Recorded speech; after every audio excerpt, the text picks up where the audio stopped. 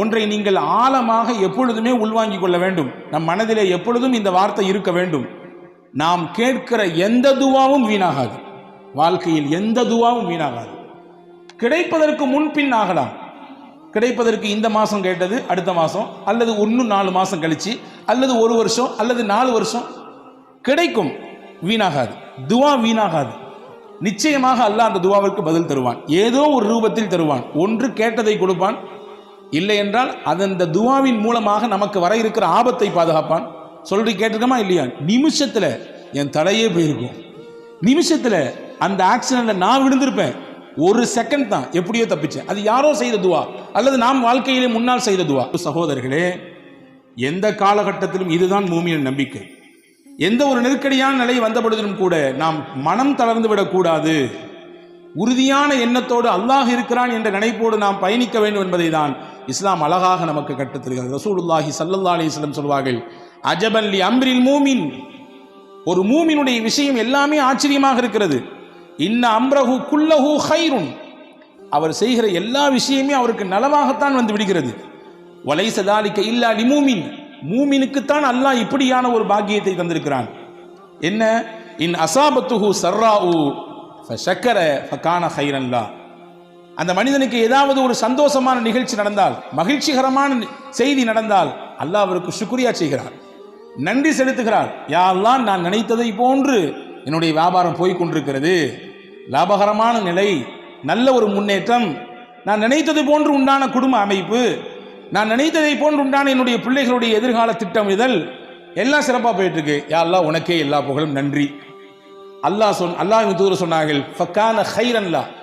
அவருக்கு சந்தோஷம், உடனே நன்றி செலுத்தினார். அல்லாஹ் அவருக்கு அதை நன்மையாக மாற்றுகிறான். வைன் அஸாபத்துஹு லர்ரா. அவருக்கு ஏதாவது ஒரு தீங்கு ஏற்பட்டு விட்டால், கவலை ஏற்பட்டு விட்டால், மனதால் ஏதாவது துவண்டு விடக்கூடிய விஷயங்கள் நடந்து விட்டால், ஃபஸபர. அதிலே பொறுமையாக இருக்கிறார். எல்லாம் அல்லாஹ்வுடைய நாட்டம் என்று பொறுமை காக்கிறார். ஃபகான கைரன் லா. அந்த பொறுமை காக்கக்கூடிய விஷயமும் அவருக்கு நன்மையாக மாறுகிறது என்று நபிகள் பெருமானார் ஸல்லல்லாஹு அலைஹி வஸல்லம் அவர்கள் சொல்லித்தரக்கூடிய விஷயத்தை நாம் பார்க்கிறோம். எனவே அன்பர்களே, இன்னைக்கு கவலையினுடைய உச்சகட்டத்திலே மனிதர்கள் வாழ்வதை பார்க்கிறோம். WHO என்று சொல்லக்கூடிய வேர்ல்டு ஹெல்த் ஆர்கனைசேஷன் அது சொல்லுகிறது, உலகத்தில் எது பெரிய நோய், பெரிய நோயாக எது இருக்கிறது? இதய சம்பந்தப்பட்ட நோயா, அல்லது புற்றுநோயா, அல்லது வேற ஏதாவது ஸ்ட்ரோக் மாதிரி உண்டான விஷயமா? கிடையாது. ஸ்ட்ரெஸ் தான் பெரிய நோய், கவலை தான் பெரிய நோய். கவலை தான் எல்லா நோய்களுக்கும் மூலதனம் என்று சொல்லுகிறது. சிறுவர்களிலிருந்து பெரியவர்கள் வரை கவலையினால் பாதிக்கப்படுவதை பார்க்கிறோம். அப்படிப்பட்ட கவலையில் இருக்கக்கூடியவர்களுக்கு மாணவி ஸல்லல்லாஹு அலைஹி வஸல்லம் எந்த மாதிரியான போதனைகளை தந்திருக்கிறார்கள் என்பதை நாம் கவனிக்க வேண்டும். எனவே கவலை ஒரு மனிதனுக்கு உச்சகட்டமாக கூட கூட நல்ல நிலையில் இருப்பவரும் கூட சில நேரங்களிலே கொஞ்சம் தடுமாறி விடுகிறார் இல்லையா? பெரும் பெரும் பிரபலங்கள், பெரிய பெரிய துறை சார்ந்த வல்லுநர்கள், பெரிய பட்டதாரிகள், அவர்கள் கூட கடைசியிலே தனக்கு ஏற்படக்கூடிய இறுக்கத்தினாலே தன் வாழ்க்கையே முடிக்கக்கூடிய எல்லைக்கு போய் நிற்கிறார்கள். ஆனால் மார்க்கம் அதற்கு ஒருபொழுதும் அனுபவிக்கவே இல்லை. அல்லாஹ் அல் குர்ஆனிலே அழகாக சொன்னான். இந்த வசனங்கள் எல்லாம் நம்முடைய உள்ளத்திலே எழுதி வைக்கப்பட வேண்டிய வசனங்கள். வலனபுலுவன்னகும் பிஷைஇம் மினல் ஹௌஃப் வல்ஜூஇ வனக்ஸிம் மினல் அம்வால் வல்அன்ஃபுஸி வஸ்ஸமராத். உங்களை நாம் சோதிப்போம். எப்படி எல்லாம் சோதிப்போம்? மினல் ஹௌஃப், பயத்தை தருவோம். வல்ஜூ, பசியை கொடுப்போம். வனக்ஸிம் மினல் அம்வால், உங்களுடைய பொருளாதாரத்தில் இழப்பை ஏற்படுத்துவோம். வல் அன்ஃபுஸ், உங்களோடே சுத்தி வந்தவர்கள், உங்கள் உறவுக்காரர்கள், உங்களுடைய நண்பர்கள், உங்களுக்கு அறிமுகமானவர்கள், சொல்லப்போனால் உங்களுடைய ரைட் ஹேண்ட்னு சொல்ற அளவுக்கு, உங்களுடைய வலதுகை என்று சொல்லும் அளவிற்கு இருப்பவர்கள் பொசுக்குன்னு இறந்துடுவாங்க, திடீர்னு இறந்து போயிடுவாங்க. இதுவெல்லாம் சோதனையின் ரூபங்கள். சொல்லிட்டு அல்லாஹ் சொல்றான், ஃபபஷ்ஷிரி ஸாபிரீன். யார் இதிலெல்லாம் அல்லாஹ் நம்மோடு இருக்கிறான் என்று பொறுமையோடு இருக்கிறார்களோ அவர்களுக்கு சுபசோபனம் சொல்லுங்கள் நபியே என்று அல்லாஹ் அல் குர்ஆனிலே நபிகள் பெருமானா ஸல்லல்லாஹு அலைஹி வஸல்லம் மூலமாக நமக்கு சொல்லித் தருகிறான். அன்பு சகோதரர்களே, இதுதான் நமக்கான ஒரு உற்சாக பானம். அதில் சையதத்துனா உம்மு சுலைம் ரலியல்லாஹு தஆலா அன்ஹா, சையதுனா அபூ தல்ஹா ரலியல்லாஹு தஆலா அன்ஹு, 2 சஹாபா, ஒரு சஹாபி ஒரு சஹாபிய பெண்மணி. அபூ தல்ஹா கணவர், உம்மு சுலைம் மனைவி, பேர் பெற்ற பெண்மணி. இவரும் சாதாரணப்பட்ட சஹாபி அல்ல, வரலாற்று சிறப்புக்க புகழ்பெற்ற சஹாபி இவர். 2 பேருமே நல்ல ஒரு முன்மாதிரியான தம்பதிகள். இவர்களுக்கு அல்லாஹ் ஒரு குழந்தையை கொடுத்தான். குழந்தை பிறந்து வளர்ந்து கொண்டிருக்கிறது. அபூ தல்ஹா வெளிநாடுகளுக்கு வியாபாரம் செல்லக்கூடியவர். அப்படி ஒரு நாள் வியாபாரத்துக்கு வெளிநாட்டுக்கு போனார். போயிருக்கக்கூடிய அந்த கேப்பில் பிறந்த குழந்தை வளர்ந்துட்டு இருக்கக்கூடிய காலகட்டத்தில் திடீர்னு அந்த பிள்ளைக்கு ஏதோ ஒன்று செஞ்சுது. அந்த குழந்தை இறந்து போச்சு. வியாபாரம்லாம் முடிச்சுட்டு திரும்பி ஊருக்கு வர்றாரு. ஊருக்கு வந்த உடனே தன்னுடைய மனைவி இடத்திலே வர்றாரு. கணவன் நீண்ட நாள் கழித்து வந்திருக்கிறார், வியாபாரம் முடித்து வந்திருக்கிறார். எடுத்த உடனே அவர்கிட்ட சோக செய்தியை சொல்லி அவருடைய அந்த மைண்டை அப்செட் பண்ண வேண்டாம் என்று நினைத்த உம்மு சுலைம் ரலியல்லாஹு தஆலா அன்ஹா கணவனுக்கு சிறப்பான முறையிலே உணவு ஏற்பாடு செய்து விருந்தோம்பல் செய்தார். செய்து முடித்துவிட்டு அன்றைய பொழுது தன்னை முழுவதுமாக சிறப்பாக அலங்கரித்து கொண்டு அன்றைய தினம் தன்னுடைய கணவனோடு இல்லறத்திலே இணைந்தார். இணைந்ததற்கு பிறகு ஒரு அழகான ஒரு கேள்வியை எடுத்து வைக்கிறார் மனைவி உம்மு சுலைம் ரலியல்லாஹு தஆலா அன்ஹா. உங்கள்கிட்ட யாராவது ஒருத்தர் அமானீதத்தை கொண்டு வந்து கொடுத்து கொஞ்ச நாளைக்கு பின்னாடி என் பொருளை தாங்க திருப்பி அப்படின்னு கேட்டால் நீங்களே வச்சுக்குவீங்களா? கேட்டவர் கேட்ட ஒன்று எடுத்து கொடுத்துருவீங்களா? என்னம்மா இது கேள்வி? அமானீதம் சொல்லி கொடுத்துட்டா உரியவங்க வந்து கேட்டால் கொடுக்க தானே செய்யணும்.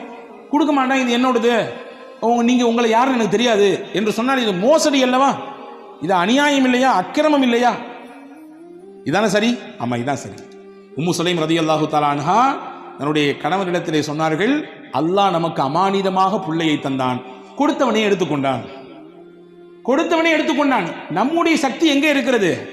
அல்லாஹ்வின் சக்தியாச்சே. எனவே இன்னைக்கு எந்த குறையும் இல்லை, எல்லாம் பெர்ஃபெக்ட், 100%. கணவனுக்கும் எந்த பிரச்சனையும் இல்லை, மனைவிக்கும் எந்த பிரச்சனையும் இல்லை. குழந்தை ஏன் இல்லை? அல்லாஹ் நாடவில்லை, அவ்வளவுதான். இதுதான் உண்மை. எனவே நாம் புரியக்கூடாது நம் சக்தியின் மூலமாகத்தான் பிள்ளை, நம்முடைய ஆற்றல், நமக்கு இருக்கிறது ஆண்மை. இல்லை இல்லை இல்லை, கிடையவே கிடையாது. ஹஜ்ரத் உம்மு சுலைம் சொன்னாங்க, கொடுத்தவன் அல்லாஹ், அவனே எடுத்துக்கிட்டான் திருப்பி. அபூ தல்ஹா ஆடி போய் விட்டார். மறுநாள் காலில் போய் அழுதுகிட்டே கண் கலங்கிட்டே ரசூலுல்லாஹ்ட்ட போனார். யார் ரசூலல்லாஹ், செய்தியை கேட்டீங்களா? வெளியூருக்கு போயிட்டு வர்றதுக்குள்ள பிள்ளை இறந்து போச்சு. அது மட்டும் இல்லை, இந்த செய்தியை என் அந்த அம்மா எப்போ சொன்னாங்க தெரியுமா? எவ்வளோ தாமதித்து சொன்னாங்க தெரியுங்களா? எனக்கு வருத்தம் தானே இது என்று ஹஜ்ரத் அபூ தல்ஹா ரலியல்லாஹு அன்ஹு ரசூலுல்லாஹ்விடத்திலே சொன்ன பொழுது ரசூலுல்லாஹ் அழகாக ஒரு துஆ செய்தார்கள். பாருங்கள், நபியினுடைய துஆவுக்குரிய சக்தியை பாருங்கள். அல்லாஹ் நமக்கு எடுத்த விஷயத்திலே நாம் கொஞ்சம் பொறுமையாக இருந்தால் தரக்கூடிய பிரதிபலன் நம்மை ஆச்சரியப்படுத்தும், நம்மை அப்படி மெய்சிலிர்க்க வைக்கும். ரசூலுல்லாஹ் அழகா ஒரு துஆ செஞ்சாங்க. பாரக்கல்லாஹு ஃபீ காபிரி லைலத்திகுமா, அல்லாஹ் நீங்கள் நேற்று இரவிலே இணைந்தீர்களே அந்த இணைப்பிலே அல்லாஹ் பரக்கத் செய்வானாக. நீங்கள் இரவு நேற்று நீங்கள் கணவன் மனைவி இணைந்தீர்கள், அந்த இணைப்பில் அல்லாஹ் பரக்கத் செய்வானாக. அல்லாஹ் பரக்கத் செய்தான். அழகான ஒரு குழந்தை பிறந்தது. அந்த குழந்தைக்கு ஹஜ்ரத் ரசூலுல்லாஹ் தான் பேர் வச்சாங்க, அப்துல்லான்னு. வரலாற்று எழுதுகிறார்கள், அந்த அப்துல்லாவுக்கு பிறந்த எல்லா பிள்ளைகளுமே சீதேவியாக வாழ்ந்தாங்க. பெரிய கல்வியாளராக, குர்ஆனிலே மிகப்பெரிய தேர்ச்சி பெற்றவர்களாக, ஞானவான்களாக, மிகப்பெரிய செல்வாக்கு மிக்கவர்களாக அவர்கள் வாழ்ந்தார்கள் என்பதாக வரலாற்று குறிப்புகள் இருக்கிறது. அப்போ அல்லாஹ் ஒரு விஷயத்தை எடுக்கிறான்னா நம்ம கலங்கக்கூடாது, நம்பிக்கை இழந்துடக்கூடாதுங்கிறத ரப்புல் ஆலமீன் அல்லாஹு தாலா எவ்வளவு அழகாக நமக்கு எடுத்து வைக்கிறான். அதாவது சய்யிதத்துனா ஆயிஷா ரலியல்லாஹு தஆலா அன்ஹா வரலாற்றில் நீங்கள் தெரிந்து கொள்ள வேண்டிய முக்கியமான செய்தி இது. திருக்குர்ஆனிலே நூர் என்ற ஒரு அத்தியாயம் இருக்கிறது. நிச்சயமாக நாமும் படிக்க வேண்டும், வீட்டிலே இருக்கக்கூடிய பெண்களுக்கெல்லாம் படிப்பிக்க வேண்டும். அற்புதமான அத்தியாயம். அதில் சய்யிதனா உமர் ரலியல்லாஹு அன்ஹு சொன்னார்கள், அல்லிமூ நிசாக்கும் சூரத்தன் நூர், உங்கள் வீட்டிலே இருக்கக்கூடிய பெண்களுக்கெல்லாம் சூரா நூரை சொல்லிக் கொடுங்கன்னா. பெண்களுக்கு தேவையான அத்தனை விஷயங்களையும் அல்லாஹ் சொல்லுகிறான். எங்க ஹஜ்ரத் ஓதுறதே பெருசா இருக்குது, எங்கிட்டு போய் அதுலேருந்து படிச்சு கொடுக்குறது, அதுலேருந்து இல்லை கருத்தை எப்படி உள்வாங்கிக் கொள்வது, அவ்வளவு செய்திகள் இருக்குது. சின்ன சூறா தான். ஒவ்வொரு வீட்டிலும் இருக்கக்கூடிய பெண்கள் வாசிக்க வேண்டிய, பெண்கள் உள்வாங்கக்கூடிய, பெண்கள் தங்கள் வாழ்க்கையில் செயல் வடிவம் கொடுக்க வேண்டிய விஷயங்களை அல்லாஹ் அதிலே பதிவு செய்கிறான். அதிலே முக்கியமான ஒரு செய்தி இருக்கிறது. இஃப்க ஆயிஷா என்று சொல்வார்கள். அல்லாஹு தாலா அதில் சய்யிதனா முஹம்மது ரசூலுல்லாஹி ஸல்லல்லாஹு அலைஹி வஸல்லம் உடைய துணைவியார் விஷயத்திலே ஏற்பட்ட ஒரு அவதூறு, அந்த அவதூறை களைவதற்காக வேண்டி அல்லாஹ் ஒரு 10 வசனத்தை தந்தான். என்ன அவதூறு? நான் பலமுறை உங்களுக்கு சொல்லியிருக்கிறேன், ஞாபகம் இருக்கலாம். நான் ஒரு கோடு மட்டும் போட்டு காட்டுகிறேன். போருக்கு போய் திரும்பி வரக்கூடிய நேரத்தில் எல்லாரும் போய்விட்டார்கள். ஹஜ்ரத் ஆயிஷா அம்மாவட்டும் சுய தேவையை முடிச்சுட்டு வர்றதுக்குள்ளார எல்லாரும் காலி. கடைசியில எல்லாத்தையும் பார்க்கறதுக்காக நியமிக்கப்பட்டவர், ஏதாவது தவறவிடப்பட்டதா என்பதை பார்ப்பதற்கு நியமிக்கப்பட்ட சஃப்வான் மட்டும்தான் இருந்தார். ரசூலுல்லாஹி ஸல்லல்லாஹு அலைஹி வஸல்லம் அன்பு தோழர் சஹாபி ரலியல்லாஹு அன்ஹு. இவங்க ஆயிஷா அம்மாவை கண்டு ரசூலுல்லாஹ்வுடைய துணைவியார் என்பதை உறுதி செய்து தான் வந்த ஒட்டகையை அமர்த்தி வைத்து அதில் மேலே ஆயிஷா அம்மாவை உட்கார வச்சு கீழே பிடிச்சிட்டு நடந்து வந்தாங்க. ஒட்டகத்தினுடைய கயிறை பிடித்து கொண்டு நடந்து வந்தார்கள். மதீனாவுக்குள்ள என்ட்ரி ஆகும்போது முனாஃபிக்கின்கள்லாம் லட்டு சாப்பிட்ற மாதிரி இருந்துச்சு. இந்த நிகழ்ச்சி அல்வா சாப்பிட்ற மாதிரி. என்ன, எல்லாரும் போயாச்சு, முகமது ரசூலுல்லாஹ்வுடைய துணைவியார் மேலே உட்கார்ந்துருக்காங்க, கீழே வர்றது ஒரு அந்நிய ஆண் சஃப்வான். இதை அப்படி முடிச்சு போட்டு, பொதுவாகவே தானே இயல்பு தானே, நல்ல விஷயம் ஸ்லோவாக போகும், அதே கெட்ட விஷயம் அப்படி தாறுமாறா பரவும் இல்லையா, தீயா பரவும். இப்படி தீயாக பரவியது மதீனா முழுக்க. நாயகத்தின் துணைவியார் அன்னை ஆயிஷாவையும் ஹஜ்ரத் சய்யிதுனா சஃப்வான் ரலியல்லாஹுவையும் இணைத்து தப்பு தப்பாக பேச்சு. அல்லாஹ் இந்த நிகழ்ச்சி நீண்ட பட்டியல். அல்லாஹ் இதில் யாரெல்லாம் பங்கெடுத்தார்களோ அவர்களுக்கெல்லாம் உலகத்திலும் சோதனையை கொடுத்தான், ஆகிரத்திலும் நிச்சயமாக அதற்கான வேதனை உண்டு என்று குர்ஆனிலே சொன்னான். இந்த நிகழ்ச்சிக்கு அல்லாஹ் பாடம் சொன்னான். இது இல்ல, ஆயிஷா அம்மா மீது எந்த குற்றமும் கிடையாது, அவங்க பத்தினி, 10.5 மாத்து தங்கம், அவர்கள் ஒரு தூசு கூட அவர்கள் மீது படவில்லை, அவ்வளவு தூய்மையானவங்க. ஏன்னா தூய்மையானவர்களாக இருப்பதினாலே தான் நாயகத்திற்கு அல்லாஹ் துணைவியாக தேர்வு செய்தான், நாயகத்திற்கு மனைவியாக அல்லாஹ் தேர்வு செய்தான். அல்லாஹ்வால் தேர்வு செய்யப்பட்ட முடிவு அது. எனவே அவர்கள் 100% தூய்மையானவர்கள் அப்படிங்கிறத அல்லாஹ் குர்ஆனிலே 10 வசனங்களை கொடுத்து சொன்னான். இதுல என்ன செய்தினா, இந்த வசனங்களை துவங்கும் போது அல்லாஹ் துவங்குறான் பாருங்க. இன்னல்லதீன ஜாஊ பில் இஃப்கி உஸ்பத்தும் மின்கும் லா தஹ்ஸபூஹு ஷர்ரல் லக்கும் பல் ஹுவ கைருல் லக்கும். நபியே, அவதூறாக உங்கள் துணைவியாரின் மீது இட்டுக்கட்டி தேவையில்லாத பழிகளை சுமத்தி கொண்டு சில மக்கள் இந்த தெருவிலே ஊரிலே நடமாடி கொண்டிருக்கிறார்கள். லா தஹ்ஸபூஹு ஷர்ரல் லக்கும், இதை தீங்கு கெடுதி என்று நீங்க நினைக்காதீங்க. பல் ஹுவ கைருல் லக்கும், இது நன்மைன்றான் அல்லாஹ், இது நல்லதுன்றான். எப்படிங்க நன்மை? ரசூலுல்லாஹ்வுடைய குடும்பத்தின் மீது இப்படி பழி சுமத்திட்டாங்க, பொறுக்குமா? நமக்கு தாங்குமா? தாங்காது. அல்லாஹ் சொல்றான் நன்மை. எப்படி நன்மை தெரியுமா? நாயகம் இருக்கும் காலத்திலேயே இந்த நிகழ்ச்சி நடந்தது. எனவே அல்லாஹ் அருள் வசனங்கள் இறக்கி உண்மைப்படுத்திட்டான், தூய்மைப்படுத்திட்டான். எந்த பிரச்சனையும் கிடையாது, 100% ரொம்ப தூய்மையானவர்கள் அப்படிங்கிறத அல்லாஹ் குர்ஆனின் மூலமாக நிரூபித்தான். இந்த குர்ஆன் நபியின் காலத்திலே இறங்கியது அந்த வசனம். இன்னைக்கு நம்ம பேசுறோம், நாளைக்கு பேசுவாங்க, 10 வருஷம் கழிச்சு பேசுவாங்க, 100 வருஷம் கழிச்சு பேசுவாங்க. உலக அழிவு நாள் வரை நாயகத்தினுடைய துணைவியார் தூய்மையானவர்கள் என்றதை பேசிக்கொண்டே இருப்பார்கள். வச்சுக்கங்களேன், ஒரு சின்ன கற்பனை. இதே நிகழ்ச்சி நாயகத்தின் வஃபாத்துக்கு பின்னால் நடந்திருந்தால், நாயகத்தினுடைய ஹயாத்துக்கு பின்னால் நடந்திருந்தால், அது இல்லைங்கிறத ப்ரூஃப் பண்ணிடலாம், வேற விஷயம். ஆனா குர்ஆன் வந்திருக்கிறாரு. குர்ஆனினுடைய வசனம் யாரோடு முடிந்து போனது? நாயகத்தோடு முடிந்து போனது. ரசூலுல்லாஹ்வுடைய ஹயாத்தோடு அவர்களுடைய முடிவு குர்ஆனும் கத்தம் ஆயிடுச்சு. வஹி வராது. வஹி வரக்கூடிய காலத்திலேயே இந்த ஒரு செய்தி நடந்து, இப்படிலாம் கிடையாது, 100% பியூர், உங்க வீட்டு துணைவியார்கள் எல்லாம் அவ்வளவு தூய்மையானவர்கள் அப்படிங்கிறத அல்லாஹு தாலா அருமையான முறையிலே இங்கே உலக மக்களுக்கு பறைசாட்டினான். எனவே இது நன்மை தான், தீமைன்னு நினைக்காதீங்கன்னு அல்லாஹ் சொன்னான். அன்பர்களே, நாம் பார்க்கக்கூடிய விதத்தில் தான் இருக்கிறது. நமக்கு வரக்கூடிய விஷயங்கள் எப்படியானது என்பதை நாம் பார்க்கிற விஷயத்தில் தான் இருக்கிறது. கொஞ்சம் நமக்கு ஏற்படக்கூடிய சிரமங்களில், கஷ்டங்களில் கொஞ்சம் பொறுமையாக இருந்தால் அல்லாஹ் அதற்கு மிகச்சிறந்த பகரத்தை தருவான். ஒரு நிகழ்ச்சியை சொல்லுகிறேன் பாருங்கள்.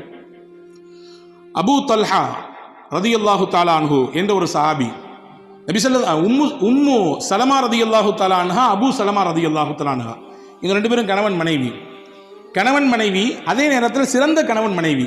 சிறந்த கணவன் மனைவி ஏன் சொல்றேன்னா, நாயகத்திரத்தில் என்னெல்லாம் கேட்டாங்களோ அதெல்லாம் ரசூலுல்லாஹ்ட்ட கேட்ட விஷயத்தை அப்படியே மனைவிட்டு அப்படி ஒப்பிச்சிருவாங்க. நல்ல விஷயத்தை ஷேர் பண்ணிக்குவாங்க. இன்னைக்கு எதெல்லாமோ பேசுகிறோம், எங்கெங்கே உள்ள விஷயத்தெல்லாம் பேசுகிறோம், குடும்ப விஷயத்தை எடுத்து பேசுகிறோம், மற்ற விஷயங்களை, நல்ல விஷயங்களை நாம் நம்முடைய துணைவியார்களோடு பகிர்ந்து கொள்கிறோமா, அதற்கு குடும்பத்தில் நேரம் வைத்திருக்கிறோமா என்றால் பல நபர்களுக்கு கேள்வியிலே இல்லை என்று தான் வருகிறது, இல்லையா? ஹஸரத் அபூ சலமா நபியிடத்தில் கேட்ட விஷயத்தெல்லாம் ஷேர் பண்ணுவாங்க. அப்படி ஒரு நாள் ஒரு விஷயம் சொன்னாங்க. ரசூலுல்லாஹ் இன்னைக்கு ஒரு செய்தி சொன்னாங்க. என்ன தெரியுமா சொன்னாங்க? யாருக்கு அல்லாஹ் ஒரு சோதனையை தந்து அந்த சோதனையிலே அவர் பொறுமையாக இருந்து, இன்னா லில்லாஹி வ இன்னா இலைஹி ராஜிஊன், சோதனைனா இழப்பா இருக்கலாம், கஷ்டமா இருக்கலாம், நெருக்கடியா இருக்கலாம், எதா இருந்தாலும் இருக்கலாம், இன்னா லில்லாஹ் சொல்லிட்டு ஒரு துவா சொன்னார். என்ன துவா? அல்லாஹும்ம அஜிர்னி ஃபீ முஸீபதி வ ഖலிஃப்னி கைரம் மின்ஹா.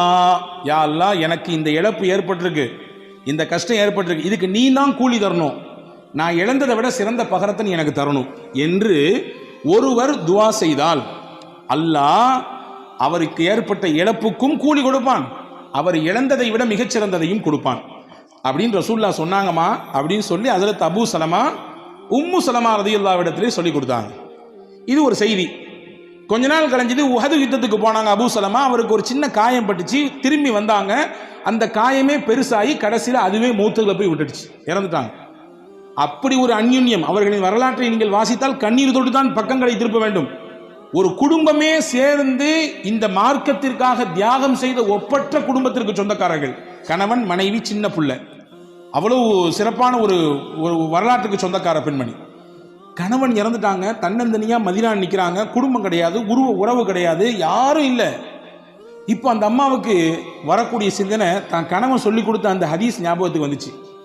ஞாபகத்துக்கு வந்தவொடனே அந்த அம்மா அந்த ஹதீஸை அதை ஞாபகப்படுத்தி மறுபடியும் இன்னாலில்லா சொல்லிட்டு அல்லாஹும்ம அஜிர்னி ஃபி முசீபத்தி வஹலிஃப்னி கைரம் மின்ஹா இந்த துவா ஓதிட்டு சொன்னாங்க, ஐயு ரஜுலி கைரும் மின் அபி சலமா, அபூ சலமா எனக்கு அப்படி ஒரு கணவர், அவரை மாதிரி உண்டா, அவர் இப்போ நான் இழந்துட்டேன், அவருக்கு நிகராக அல்லது அவரை விட சிறந்தவராக எப்படி யார் எனக்கு கணவராக வர முடியும் என்றான். ஒரு ஆற்றாமையில் அந்த அம்மா வெளிப்படுத்தினாங்க அந்த வார்த்தையை, வரலாற்றில் எழுதுறாங்க. அந்த அம்மா சொல்லிட்டு சொன்னாங்களாம், என்றாலும் ரசூலுல்லாஹ் சொல்லியிருக்காங்க, அதில் 100 இல்லை 1000 லட்சம் அர்த்தம் இருக்கும், நான் அல்லாஹ்வுக்காண்டி பொறுமையாகிறேன்.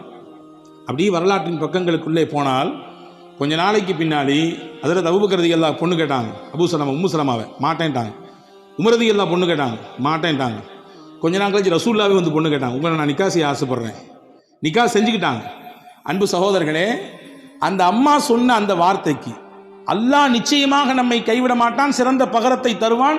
இழப்பு தான், ஈடு செய்ய முடியாத இழப்பு தான், கஷ்டம்தான், பொறுத்து கொள்ள முடியாத கஷ்டம்தான், என்றாலும் ரசூலின் வார்த்தைக்கு நான் முக்கியத்துவம் கொடுக்கிறேன், நிச்சயமாக நான் பொறுமையாக இருக்கிறேன் என்று சொன்னதற்கு அல்லாஹ் கொடுத்த கூலி நபியவே கணவனாக அல்லாஹ் மாற்றி கொடுத்தான். இப்போ நபியை விட உலகத்திலே சிறந்தவர் உண்டா? அபூ சலமாவை விட மிஞ்சியவராச்சே பெருமானா ஸல்லல்லாஹு அலைஹி வஸல்லம். எனவே வாழ்க்கையில் தன்னம்பிக்கை ஒரு பொழுதும் இழந்துவிடக்கூடாது. சிரமங்கள் கஷ்டங்கள் வருகிற சமயத்தில் எப்படி ஒரு மனிதன் அதை கையாள வேண்டும், எப்படி தன்னுடைய வாழ்க்கைக்கு அதை அடுத்த கட்டத்துக்கு நகர்த்தி செல்ல வேண்டும், மொத்தமாக மனதால் துவண்டு எதையெல்லாமோ கற்பனை பண்ணிட்டு இப்படிலாம் நடந்துருமா இப்படிலாம் நடந்துருமா என்று யோசித்து கடைசியில் இருக்கிற வாழ்க்கையை நாம் சூனியமாக்கி கொள்ளக்கூடாது என்பதை மார்க்கம் அழகாக சொல்லித் தருகிறது. ஒரு 10 வயது சிறுவன் நடந்த உண்மை சம்பவம். அந்த சிறுவனுக்கு உடலிலே ஒரு பாதிப்பு, தாய் அழைத்து கொண்டு போகிறார். மருத்துவரிடத்துல போய் எல்லாம் விசாரிச்சா கடைசியில் மருத்துவர் சொல்லியிருக்காங்க, புள்ள புற்றுநோயால் பாதிக்கப்பட்டிருக்காரு. அந்த அம்மாவால் தாங்க முடியல. எப்படி தாங்க முடியும், 10 வயசு குழந்தைக்கு இப்படி ஒரு பிரச்சனைன்னா? பையன் வெளியே வந்தவனை கேட்டான், என்னம்மா எனக்கு பிரச்சனைன்னு. அம்மா சொல்லிச்சு, ஒன்றும் இல்லடா தம்பி, உன் உடம்புல கொஞ்சம் பூச்சி இருக்காமா, வேற ஒன்றும் இல்லை அப்படின்னு சொல்லிச்சு. அந்த பையனுக்கு ஒரு இயற்கை பழக்கம் இருந்துச்சான், வீடியோ கேம் விளையாடுவான், எதையாவது ஷூட் பண்ணிக்கிட்டே இருப்பான். 6 மாதம் எந்த பிரச்சனையும் இல்லை. 6 மாதம் கழிச்சு மறுபடியும் ஹாஸ்பிட்டலுக்கு வர்றான். வந்த உடனே டாக்டருக்கு ஆச்சரியம், என்ன மிராக்கலாக இருக்குது, ஆச்சரியமாக இருக்குது, எந்த பிரச்சனையுமே இல்லை, எல்லாம் பியூராக இருக்கிறான் பையன், ஒரு புற்று கூடிய அந்த அடையாளமே தெரியலையே அப்படின்னு. அப்போ வெளியே வந்தால் அம்மா கேட்டுச்சான், என்னடா தம்பி செஞ்ச நீ அப்படின்னு. நீ தான் சொன்னாலம்மா என் உடம்புல வந்து பூச்சி இருக்குன்னு, நான் வீடியோ கேம் விளாடும் போதெல்லாம் ஷூட்டிங் பண்ணுவேன், ஷூட்டிங் பண்ணும்போது நினச்சிக்குவேன், அந்த என் உடம்புல இருக்கக்கூடிய அந்த பூச்சியை நான் சுடுறேன், அந்த பூச்சியை நான் சுடுறேன் என்று ஒவ்வொன்றாக நினைத்து சுட்டேன் என்று அந்த பையன் சொன்ன பொழுது தாய் உணர்ந்ததாம், எவ்வளவு பெரிய ஒரு வார்த்தை, ஒரு நம்பிக்கை அவனுடைய உடம்பிலே மிகப்பெரிய மாற்றத்தை தந்திருக்கிறது என்று. எனவே அல்லாஹ் இருக்கிறான், எந்த கட்டம் வந்தாலும், எந்த சிரமங்கள் வந்தாலும், எவ்வளவு பெரிய நெருக்கடிகள் கவலைகள் வந்தாலும் அவன் இருக்கிறான் நம்மோடு என்ற எண்ணத்தோடு வாழ்க்கையில் நாம் பயணித்தால் எவ்வளவு